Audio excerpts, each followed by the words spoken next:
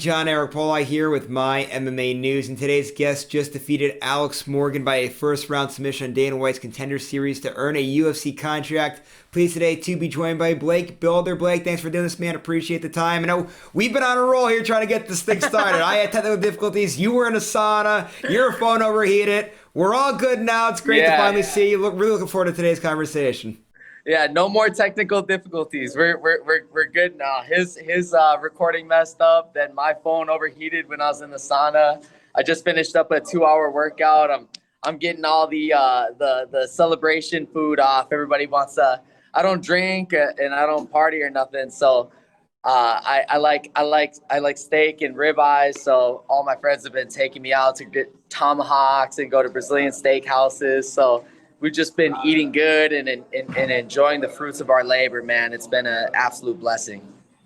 I bet, man. And let's start right there. Like, has it all sunk in? Like you mentioned, you're going out with your friends, you're eating a lot of good foods. Has it all sunk in that, hey, I accomplished this dream. I'm in the UFC?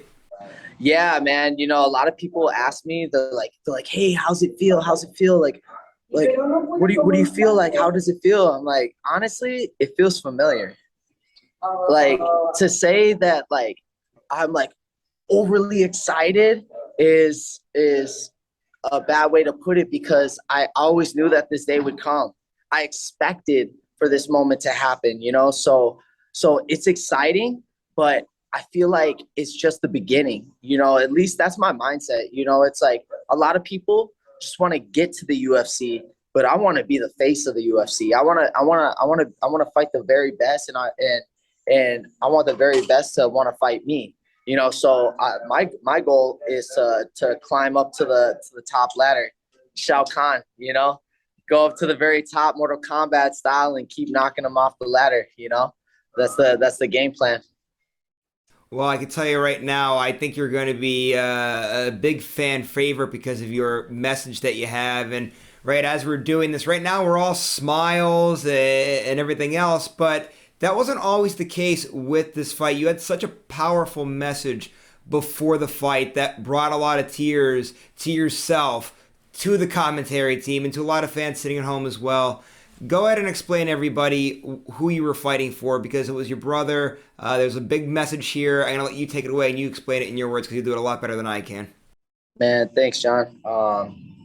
Yeah, you know, back in February, my little brother, he called me one night and he was like, I fucked up. And I was like, what do you mean you fucked up? And he's like, I ate some pills. I was like, how much is some? And he's like, some is a whole bottle. And I just started crying, bro. I was like, bro, I was like, three things.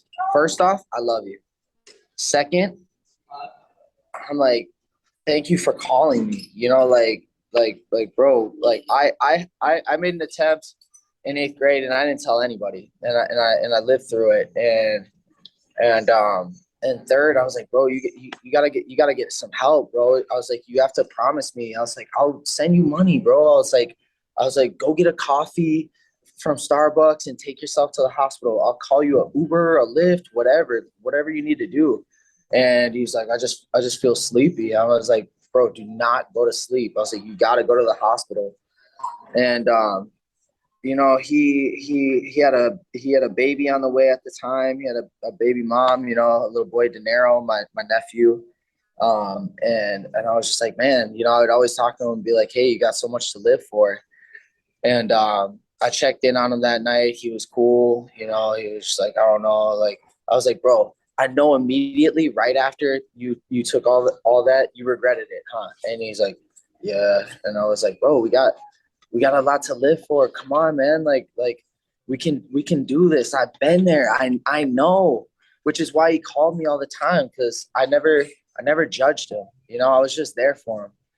And in late February, after my mom's birthday, I told him, I was like, hey, bro, make sure that you bring mom a gift. I'll pay for it. I got you.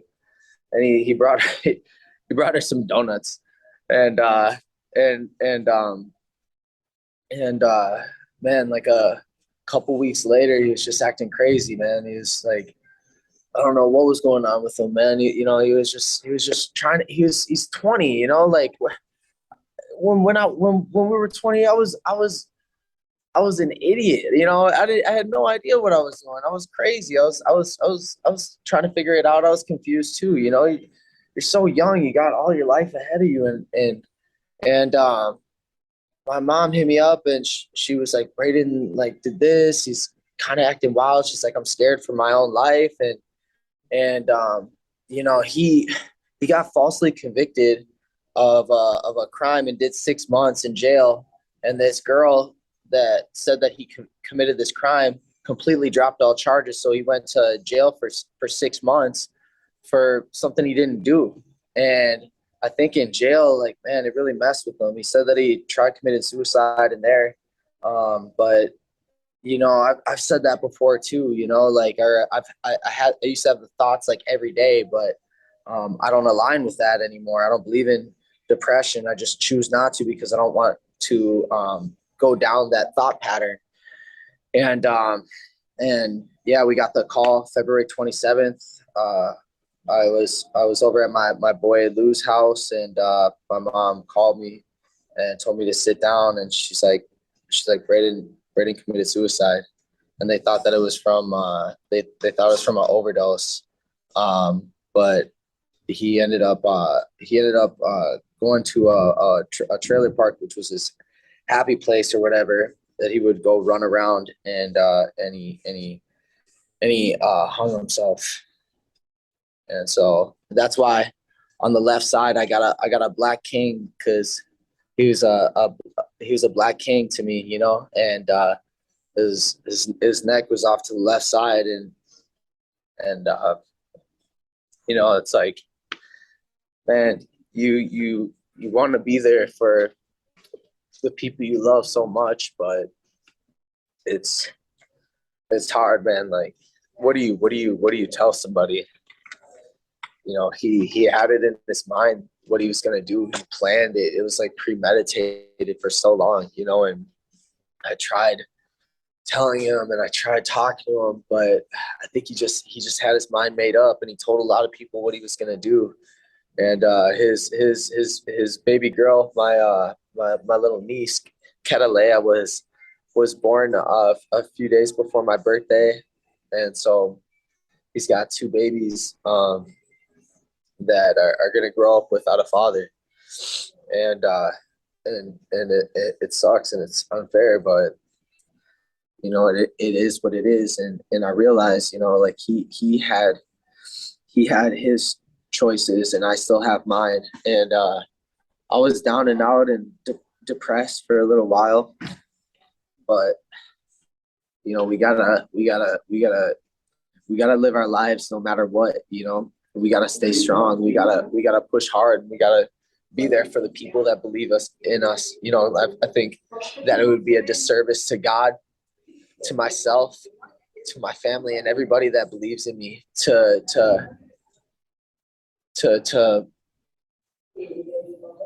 stop doing what I was destined to do, to stop believing in myself, to stop the journey that I've been on for my whole life.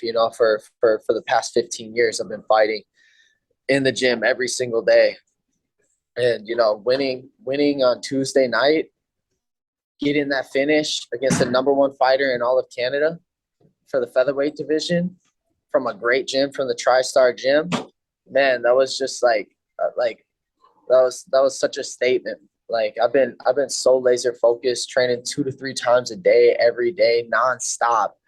Running mountains, running Mount Baldy, and I think this weekend I plan on going and spreading Braden's ashes. I got some of his ashes, so I'm gonna go spread some of his ashes. What's up, brother?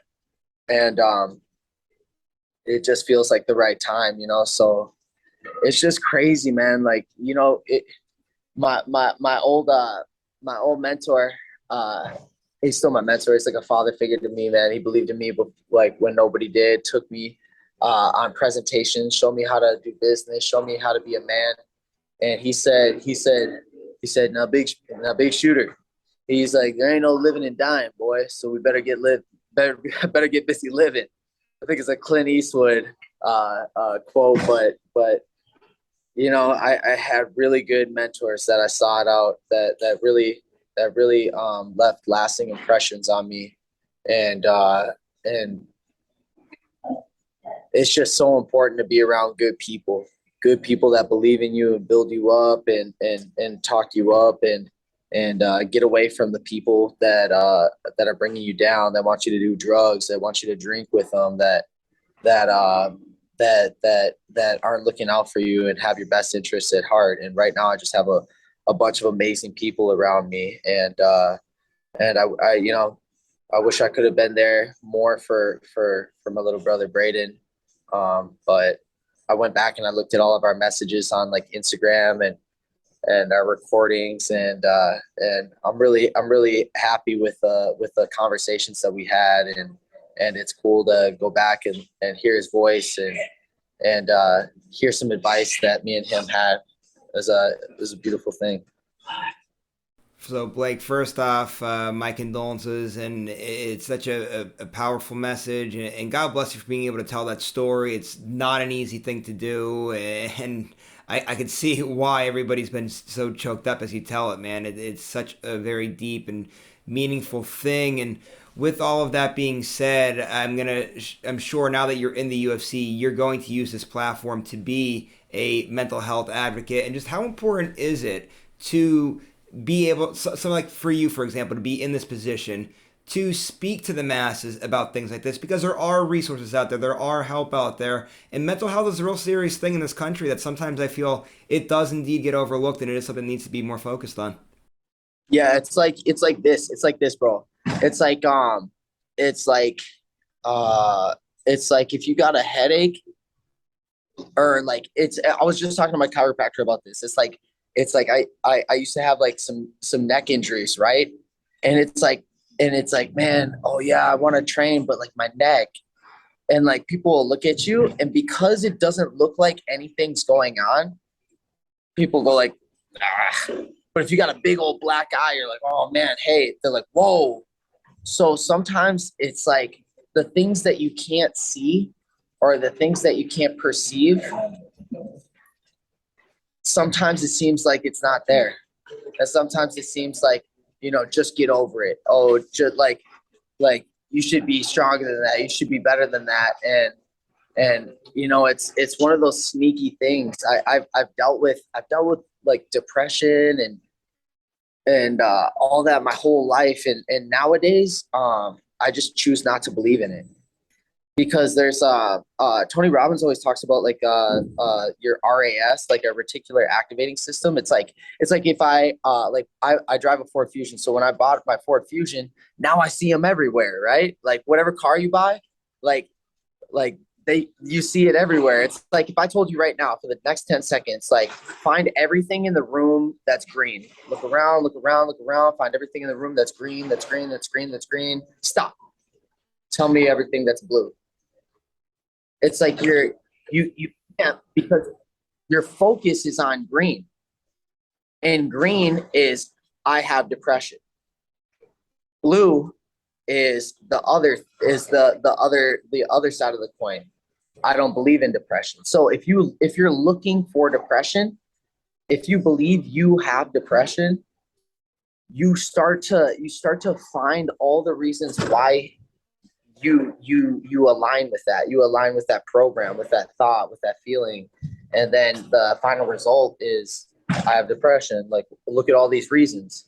This happened in my childhood.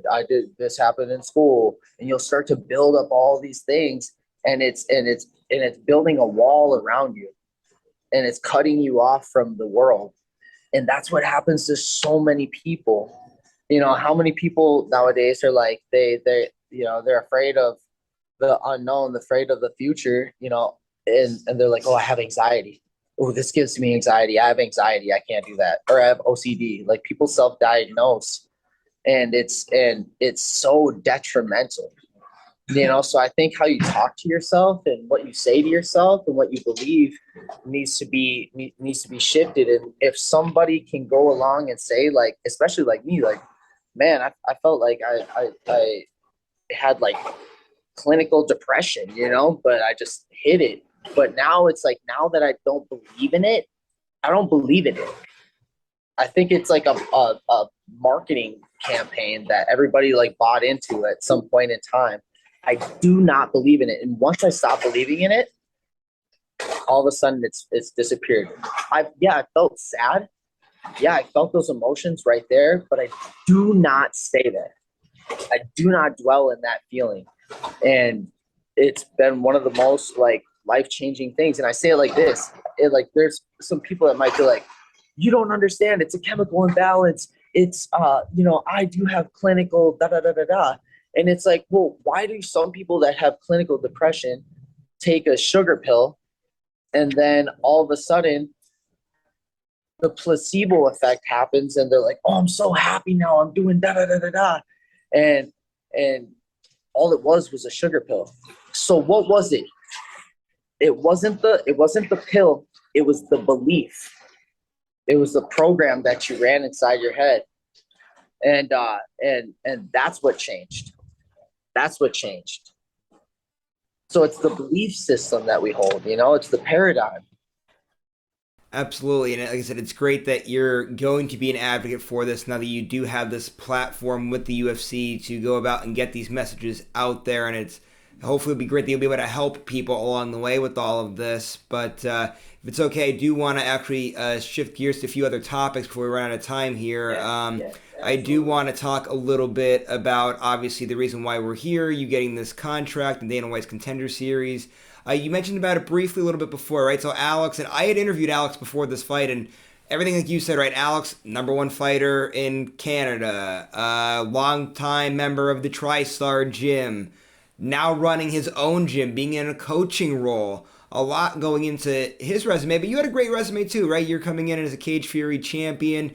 This really was a major matchup on this card. You could even really make the case this could have been a main event on other episodes, really. Yeah, I mean, that's what a lot of people were saying. They're like, man, this is like a regular UFC that could be on like a prelims of like a pay-per-view card. Like, might as well, 100%. So obviously a big time matchup here, two high level skill guys. Just talk to everybody about the matchup. Obviously, we know you got it done in the first round there, but I mean, Alex was a game opponent. He was tough on the feet a little bit. He was very good defensively there, to you were able to obviously get your hands on him a little bit there. Just kind of break everybody down the fight and how you end up getting the finish. Man, we got the finish because me and my coaches, we're different. We're a different breed. Like, I keep telling people, I am not a human being. Like, I am not of this earth. I'm a different breed. The way we train, I've been to a lot of gyms, and the way we train is completely different. We program everything. We program everything. We don't throw 1-2s, 1-2-3s. We don't have like little names for our combinations. Like, we program everything. So we got the secret sauce. We got the secret formula. We're like the Krusty Krab. We got the secret formula, and even if anybody else got their hands on it, they still wouldn't even know what to do with it. So we just got the secret formula, bro. I got my coach Flame. People don't know, bro. This guy is the number one coach in the entire world, at least for me. And he's my brother. When I lost my little brother, I found him, or he found me, or God put us together, divine intervention, and it's been a wrap ever since, man. That guy has made me into an absolute animal. And we got Coach Adam.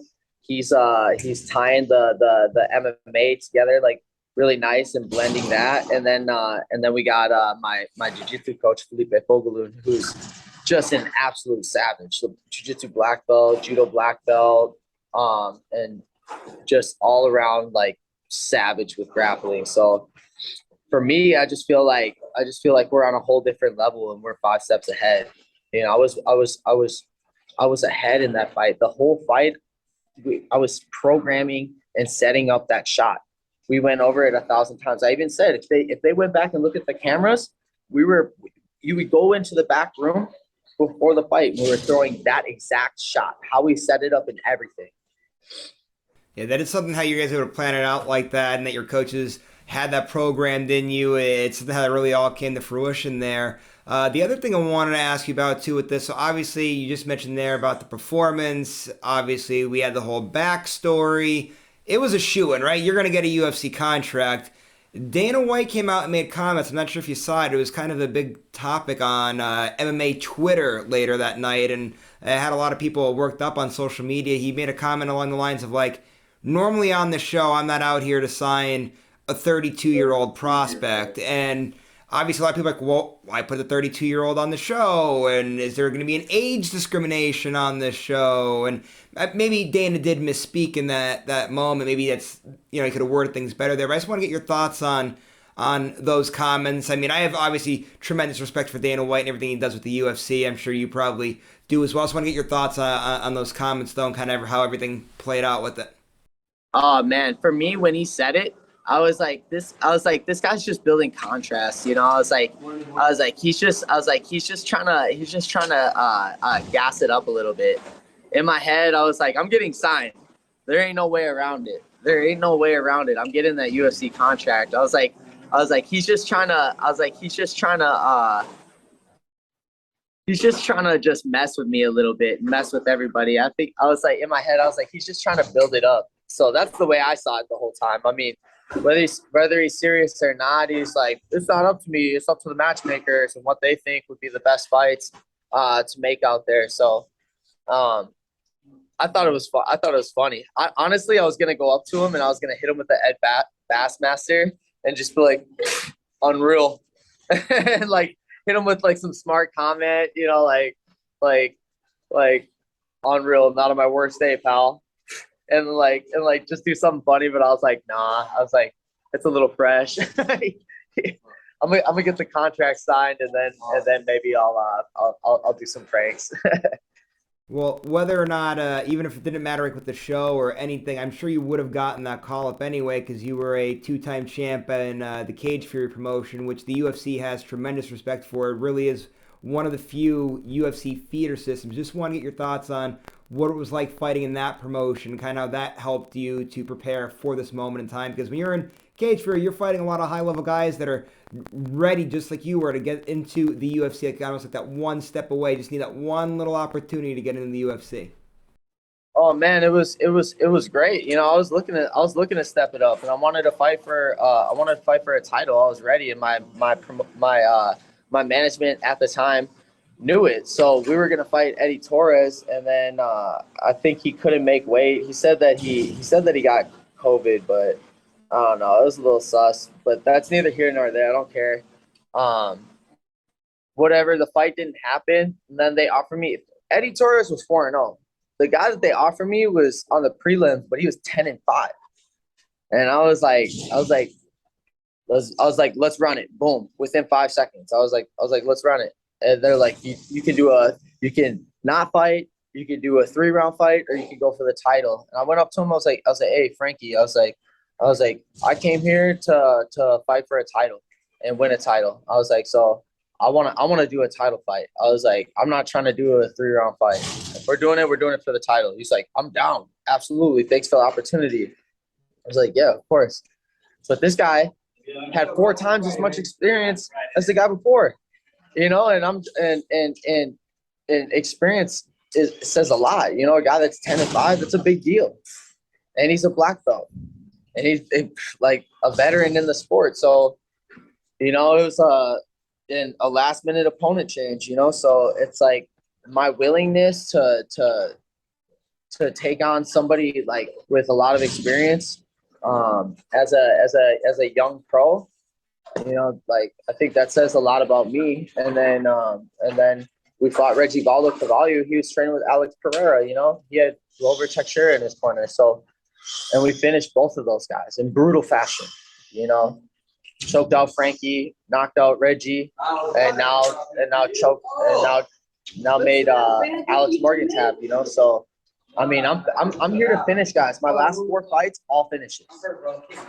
All right, Blake, one last thing before we roll out. And as if this interview hasn't been already emotional enough, there is one more, emotional thing I have to ask you about that's really going to probably tug on everybody's hearts, too. You want to fight on November 12th at Madison Square Garden. That's hopefully going to be the next step for you here. And there's a big reason behind that that's very emotional and close to your heart. I'll let you go ahead and explain that to everybody as to why you want to be able to fight on November 12th at Madison Square Garden. Yeah, so my grandma, for whatever reason, I mean, she was like, before I pass, I want to see you fight in Madison Square Garden. She's like, that would be like the thing for me to see before I pass. So I'm like, I didn't even know about November 12th, and I just brought it up in the interview with Lauren Sanko after the fight, and yeah. So right now we're pushing for that. If we get it, great. If we don't, I'm cool either way. But yeah, I'm trying to get a quick turnaround. I'm trying to get something set up. So obviously I'm in the gym, still training, still getting ready, still staying prepared. We came out unscathed, so we're still in good health. My weight's good, and everything's good. My grandma's got COPD, so it's a respiratory thing because she smoked her whole life. So, I wanna see that through and fulfill it. It's like it's all for my family. It's all for my family, for my grandma, for my little brother. I'm doing this to take my family's mind off of the tragic incident back in February. I just wanna help my family out. All right, Blake, it's been a pleasure, man. Really great conversation here today, and a lot of great messages that a lot of people should really take serious. And I'm glad that you are going to have this platform like the UFC to be a big mental health advocate and to help all these people out the way that you want to do. It's, like I said, a great thing that you're doing there. Last thing before you roll out, though, today, social media, management, sponsors, anybody got to give a shout out to? Floor is yours. Take it away. Yeah, absolutely. For my management, Iridium, we got Jason House, Jacob Parga, Jeremy Luchau, and Peter Johannes. I want to thank those guys so much. My sponsors are Carnivore Trading, Tacos Manuel, Massage Matters, Kessler Family Wellness, Drip Drop Rhino Rush, Energy, and probably a couple that I'm missing right now, Cal Attorneys. And then my social media on Instagram, you can find me at Blake the Builder. On YouTube, you can find me at the Builder System. We're going to start building on that. And then Twitter, Blake Builder. And I think that's it, man. All right, Blake, again, thanks so much for all the time here today, man. Really appreciate it. Really like what you're doing here. A lot of great stuff that you're talking about. So best of luck using your platform to spread all of those messages there. So just thanks again for the time. And thank you to everybody that watched today's interview. If you liked it, please go to the bottom, give it a thumbs up, subscribe to this YouTube channel if you haven't done so already, and keep going to MyMMANews, checking out all of our great stuff. Go to our social media pages, give us a like and a follow in there as well. We'll see you later, everybody.